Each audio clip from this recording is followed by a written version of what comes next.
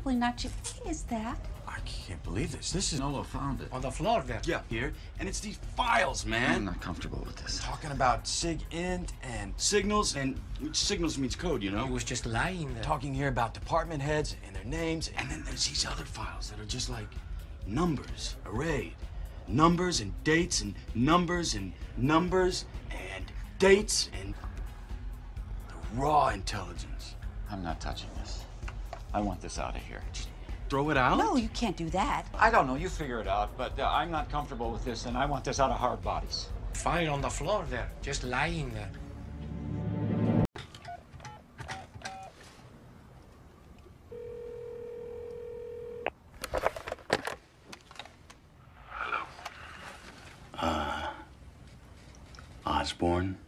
Osborne Cox. Yes. Who is this? Is this Osborne Cox? Who is this? What time is it? Who are you? I'm a good Samaritan. I'm sorry I'm calling at such an hour, but I thought you might be worried. Worried? About the security of your shit. What on earth are you talking about? Who am I speaking to? Your files, the documents. I know these documents are sensitive, but... What documents are you talking about? Osborne Cox? Yes, this is... Hello, it's Osborne Cox. What documents are you talking about? Okay. The bureau chief in Belgrade, we all call Slovak the Butcher. How did you get this? But you have no idea what you're doing. Oh? Why so uptight, Osborne Cox? Two clowns. Listen to me very, very carefully.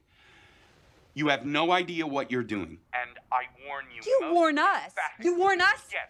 You warn us? Let me tell you something, Mr. Intelligence. We warn you.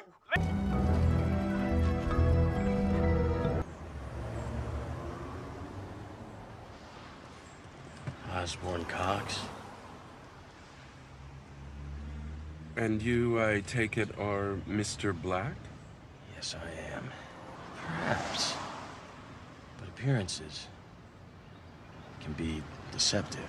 Yeah. The unauthorized dissemination of classified material. If you ever carried out your proposed threat, you would experience such a shitstorm of consequences, my friend, that your empty little head would be spinning faster than the wheels of your Schwinn bicycle back there. You think that's a Schwinn? What?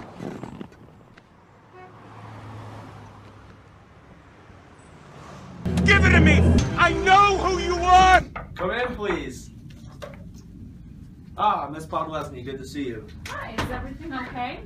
Well, we need to inform you about a recent development in your case. Earlier today, about half an hour ago, we received a fax from the opposing counsel in your case that contained the outline of their direct examination of their expert in your case. Oh, isn't that a good thing? Well, personally, I think it's advantageous. I don't know if it's a good thing, but it certainly could be advantageous to your case. It's really given us some insight into where they're going with the case and some of the themes they're trying to bring up, and that's certainly going to help us prepare if we decide to use it or not. That's a decision that's ultimately going to come down to what you want to do. First off, I just want to say that Rule 4.4 only requires us to disclose this information to the opposing party. It doesn't really dictate in any certain terms what we can do with the information now that we've received it. Now, we haven't read it yet. All we've seen was the cover page and the first page, and that kind of tells us what it was. But substantively, we don't know what's on there.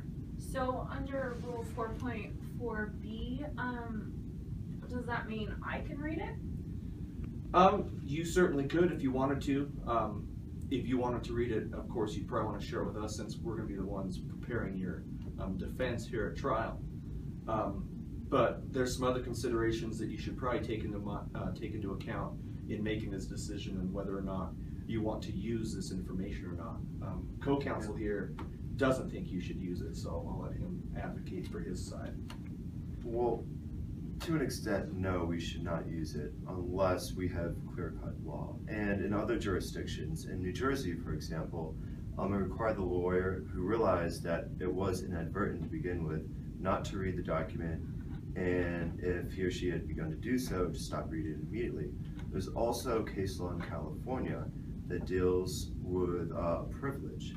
And in California, it stated that a lawyer who inadvertently received a privileged document in a state case can't read the document any more closely than it is necessary to ascertain that it is privileged. And once it becomes apparent that the content is privileged, they must immediately notify opposing counsel and try to resolve the situation.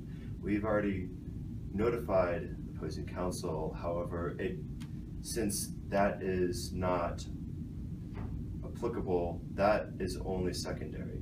So in our jurisdiction, we don't have any case law. So, and we do have to listen to what you tell us what to do.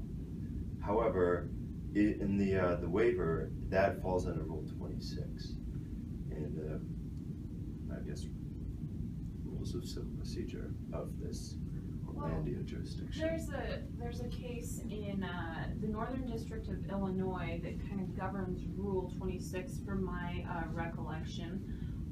Coburn v. Whitecap Advisors, and the Northern District of Illinois held that inadvertently producing the party's motion for return of email, holding that the receiving party could not use it. Well, there's a little bit of a difference between typing in all those numbers on a fax machine and emailing, because, I mean, how many times do you screw up sending a fax?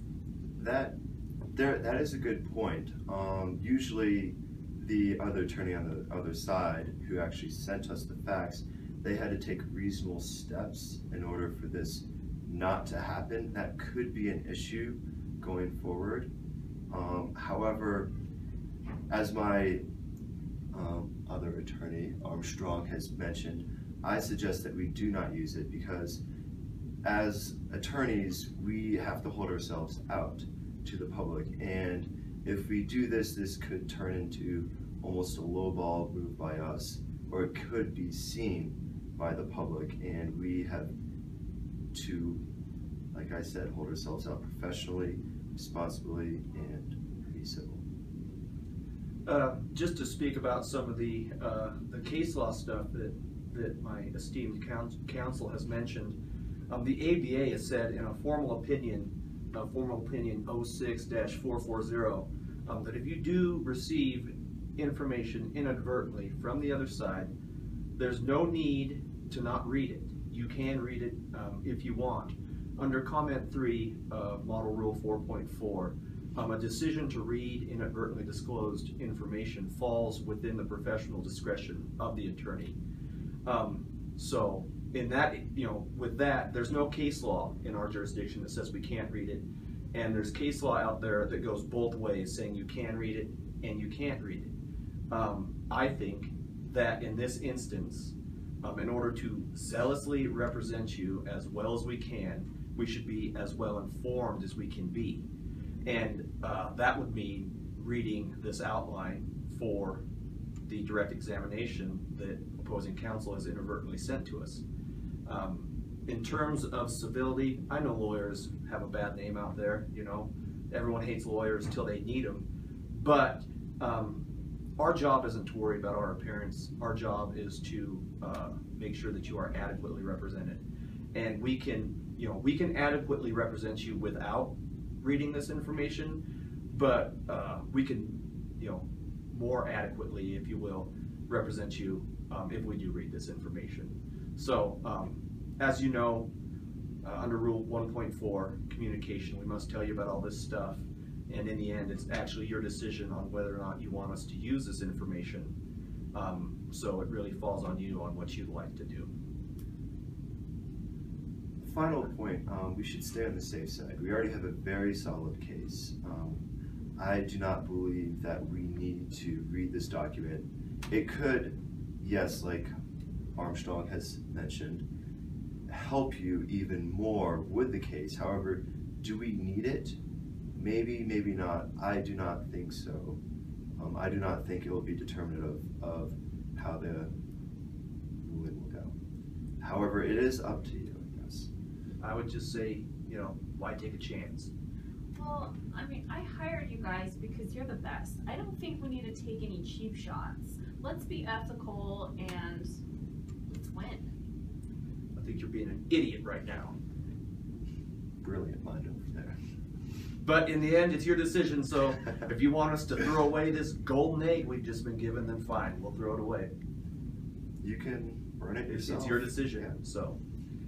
If that's your decision, I guess we'll go forward with your case preparation then. She is very educated and made the correct decision. Well, she did make the correct decision, Oh, yes. but, you know, a very well-informed client. Probably shouldn't be telling her.